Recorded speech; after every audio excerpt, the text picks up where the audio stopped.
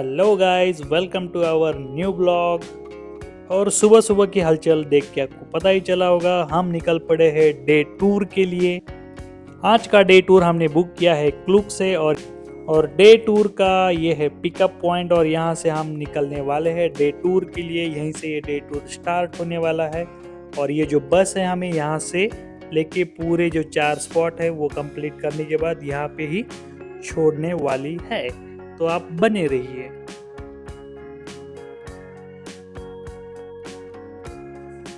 लगभग 2-2.5 घंटे का ट्रैवल करने के बाद हम पहुंचे थे Gangchon rail park. Gangchon rail park south Korea का एक पॉपुलर डे टूर स्पॉट है। और भाई यहाँ पे जैसे हम मॉर्निंग में पहुंचे थे, ठंडी बहुत थी। ठंडी मतलब ऑलमोस्ट यहाँ पे कम से कम 3 to 4 डिग्री होगा। एंड यहाँ पे हमने फिर कॉफ़ी वगैरह ले ली थी, गर्मा गर्म। गर्म कॉफ़ी भी जल्दी ठंडी हो रही थी, बट ये बहुत ही अच्छा प्लेस था। फर्स्ट प्लेस था हमारे डे मतलब ये टूर का। कुछ 5-10 मिनट के बाद ही जो टूरिस्ट गाइड था उसने हमें टिकट दे दी और कुछ इंस्ट्रक्शन बताए कि कैसे चलाना है, कैसे ब्रेकिंग करना। इंस्ट्रक्शंस एंड चेकिंग के बाद हम चल पड़े राइड पे। भाई ये राइड का जो व्यू है, रिवर व्यू, ये बहुत ही ज़बरदस्त था। और जैसे ही हम बहुत एक्साइटेड थे इस टाइम पे, क्योंकि फर्स्ट ये हमारी कुछ एक्साइटिंग राइड होने वाली थी।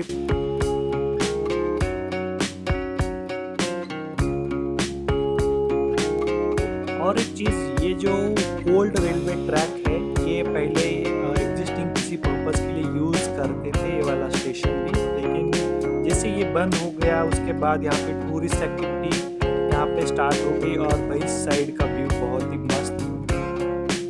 भाई यहाँ पे ठंडी भी बहुत ज़्यादा थी। जैसे हम हाथ बाहर निकालते थे तुरंत हाथ जम जाते थे। तो इस तरीके से ठंडी और ये मॉर्निंग का कॉम्बिनेशन बर्ड भाई देखने में क्या ही खूबसूरत था।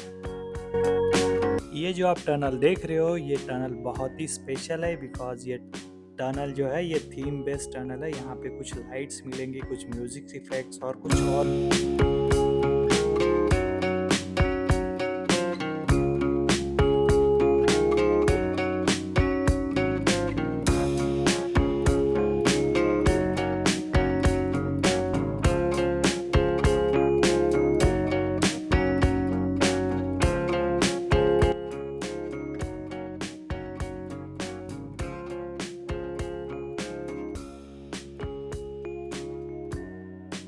ये वाले टनल में तो बहुत ही मज़ा आ गया था बिकॉज यहाँ पे कुछ म्यूज़िक चल रही थी, कुछ लाइटिंग्स। ये सॉर्ट ऑफ स्काई और गैलेक्सी में जैसे हम हैं उस तरीके से ये फील दिला रहा था। और ये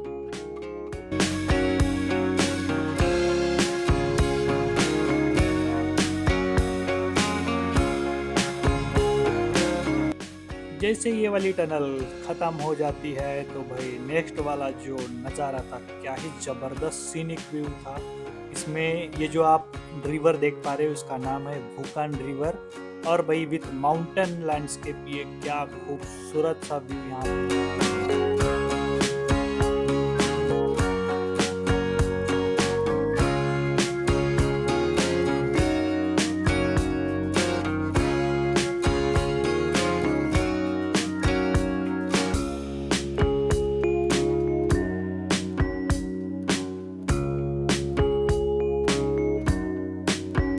एक के साथ एक टनल आ ही जा रहे थे और पेडलिंग कर करके थोड़ा पैर भी दर्द करने लगे भाई। बट ये बहुत ही, ये जितना भी था ये बहुत ही वर्थ इट था। आप देख सकते हो बहुत ही सीनरिक व्यू।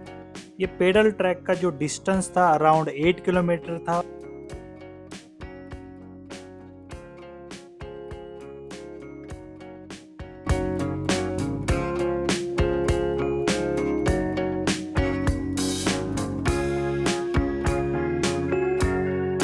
जैसे ही राइड ख़त्म हो गई तो उसके बाद हम चले गए एक रेस्टोरेंट में, जहाँ पे हमने लंच के लिए ऑर्डर किया था कुछ वेज।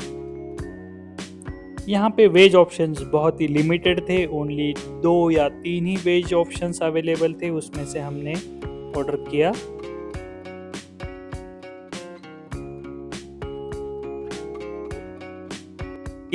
और ये आ गया था मेरा वेज खाना। और भाई इसके साथ इंटरेस्टिंग चीज़ ये देखो, ये है कैंची। तो मैं सोच रहा था कैंची के साथ क्या करना होगा, लेकिन बाद में पता चला इसका क्या यूज़ है। तो आगे आप देख सकते हो इसका क्या यूज़ है।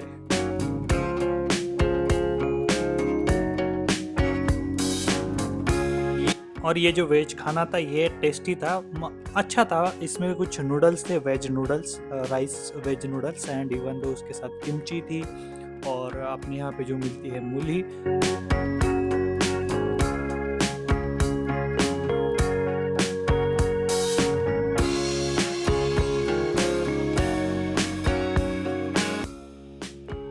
लंच खत्म होने के बाद हम निकल पड़े नामी आइलैंड के लिए। भाई नामी आइलैंड तो बहुत ही खूबसूरत था। इसके लिए अलग से कुछ इमिग्रेशन सॉर्ट ऑफ प्रोसेस होता है नामी आइलैंड में एंटर होने के लिए, बिकॉज ये साउथ कोरिया का ही पार्ट है, लेकिन नामी आइलैंड के लिए एक स्पेसिफिक एक इमिग्रेशन बनाया गया है। वहाँ पे टूरिस्ट का जो भी काउंट होता है, या मतलब आना जाना कितने आ रहे हो कितने जा रहे हो, तो उस हिसाब से उसको मेंटेन रखने के लिए एक इमिग्रेशन पॉइंट बनाया है। वहाँ से आप टिकट परचेस करोगे, वहाँ पे आप वेरीफाई करोगे, तो आप नामी आइलैंड के लिए जो बोट मिलती है वो बोट में आप एंटर कर पाओगे, क्योंकि ये नाम। और लो 5-10 मिनट के बाद हम पहुँचे नामी आइलैंड।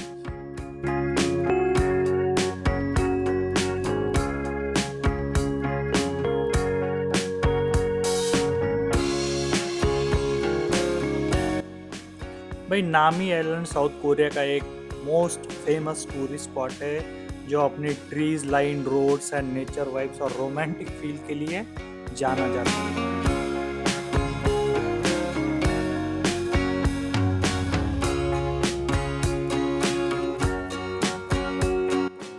अभी हम यहाँ पे ऑटम सीजन में पहुंचे थे। हर सीजन में इसका डिफरेंट वाइब आता है।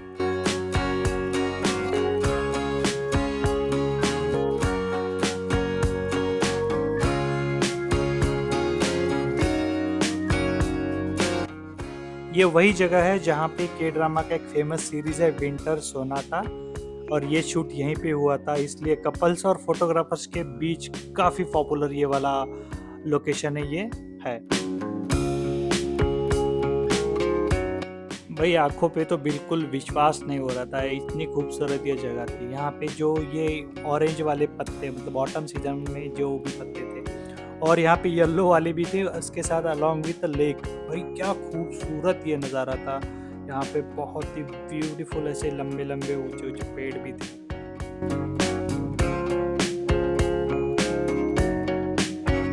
और ये नामी आइलैंड में खूबसूरत आपको बहुत ही क्यूट क्यूट कैफेज मिलेंगी, सुविनर शॉप्स है, फोटो स्पॉट्स है, और यहाँ पे साइकिलिंग पार्क, और एक बहुत ही पीसफुल नेचर वॉक यहाँ पे आप कर सकते हो। इतना अमेजिंग और ये सुंदर यहाँ पे ये बना हुआ है।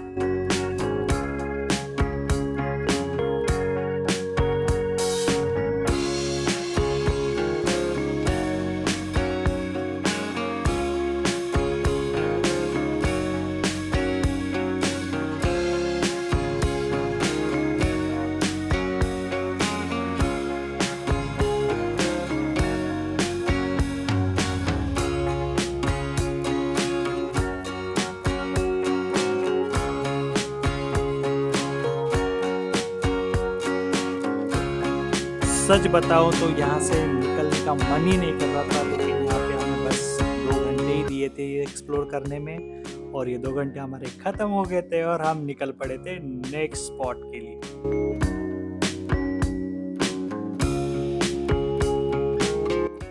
तो हम आ चुके थे इटालियन विलेज में, और भाई ये इटालियन विलेज साउथ कोरिया का एक बहुत ही unique European style theme village है।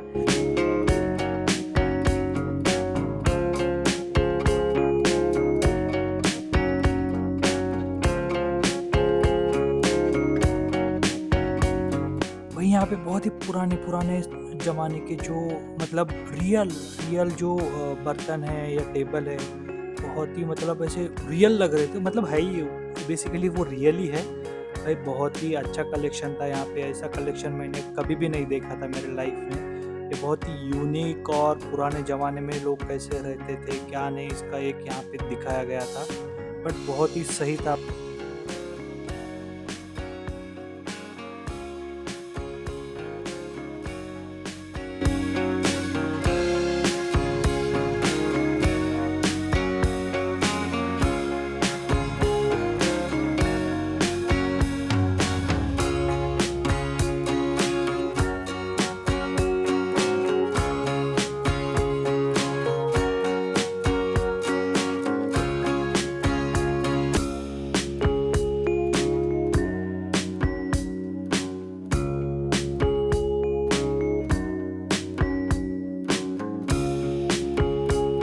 हर एक सेक्शन में अलग-अलग सामान था। ये वाला सेक्शन तो बहुत ही यूनिक था। यहाँ पे आप देख सकते हो बहुत सारे मास्क बने हुए थे। पुराने ज़माने में लोग पार्टियों के लिए या मतलब उसके लिए यूज़ करते थे, बट बहुत ही ये यूनिक वाला एक्सपीरियंस लगा मुझे।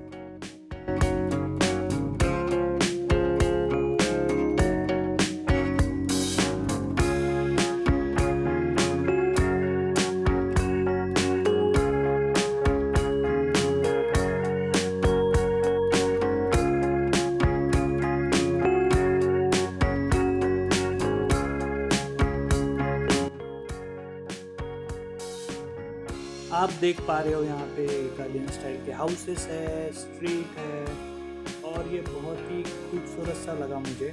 बहुत ही ब्यूटीफुल लोकेशन था। यहाँ पे सबसे बड़ी बात, यहाँ पे कुछ भीड़ नहीं थी, बहुत लोग कम थे और बहुत ही मस्त वाला ये लोकेशन था।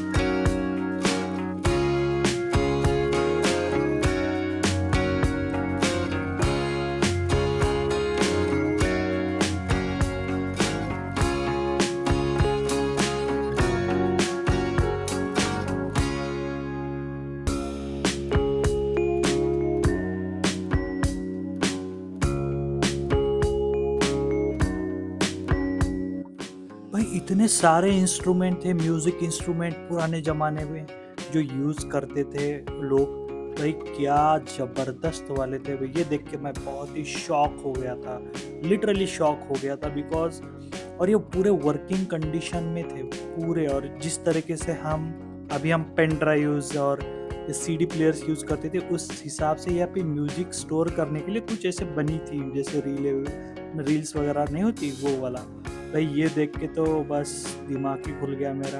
और बहुत ही पुराना वाला ये कलेक्शन देख के मज़ा आ गया भाई। ये बहुत ही वर्थ इट था मेरे लिए तो, बिकॉज ये ऐसे कलेक्शंस मुझे बहुत ही पसंद है देखने के लिए।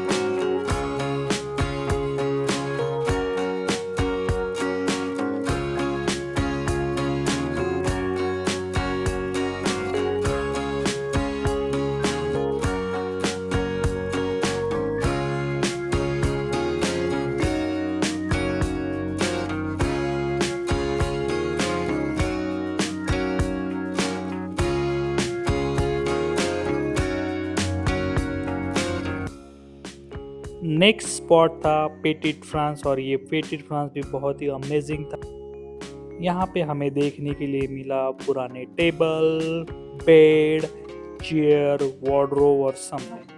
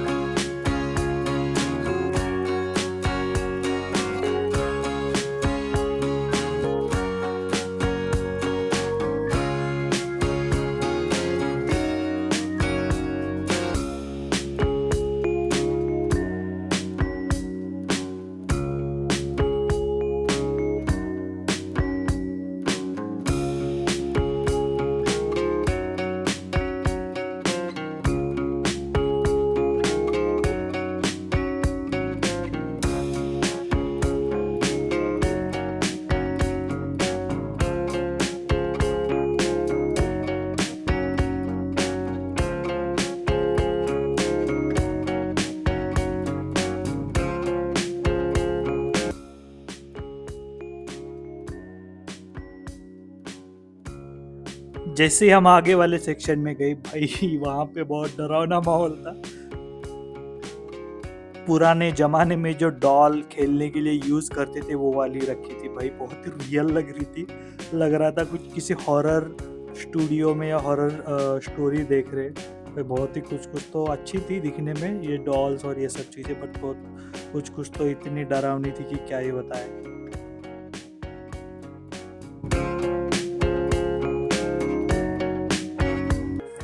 आप कमेंट में बता देना आपको इसमें से कौन-सी डॉल अच्छी लगी।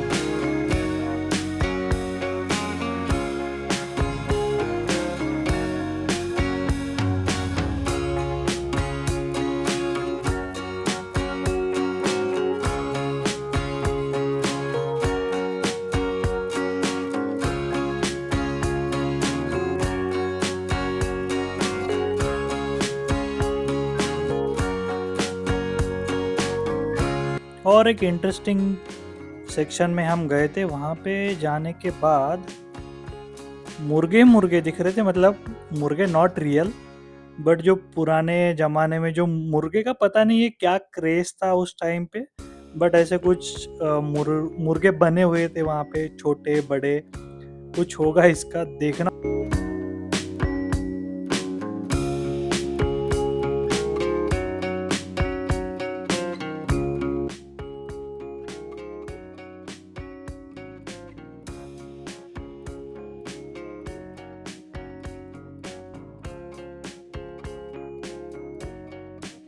तो दोनों का मिला के लगभग कुछ 10-11 हज़ार यहाँ पे डे टूर का कॉस्ट बना था। हमने एक लुक से परचेस किया था। आई होप ये ब्लॉग आपको अच्छा लगा होगा और चैनल को सब्सक्राइब करना मत भूलिएगा and comment your favourite part of this video. Thank you so much.